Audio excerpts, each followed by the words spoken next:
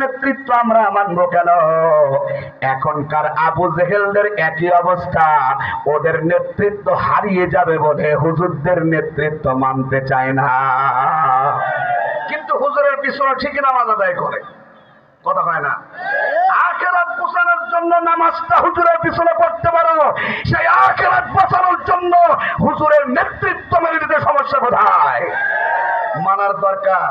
সুতরাং প্রিয় ভাইরা, আমার নবীজিকে বলা হলো আজকের পর থেকে খবরদার এই দাওয়াত দিতে যেন আর না দেখি। আমরা হলাম দেশের নেতা, আমরা হলাম দেশের মাথা, আর আমাদের বুদ্ধি রাজনীতি আছে না নাই?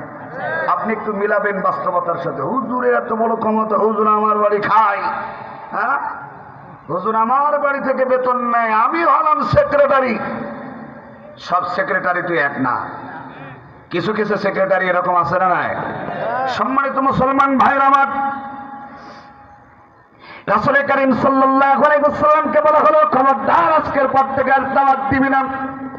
এই যে বাধা শুরু হয়ে গেল, ওরা হলো ক্ষমতার দাপট দেখায়, ওরা বলে আমরা একমাত্র দেশের ক্ষমতাবান, আমরা এই দেশের এক পক্ষের নেতা, আমাদের কোনো বিপক্ষের নেতা বিপক্ষের দল তৈরি হয় না।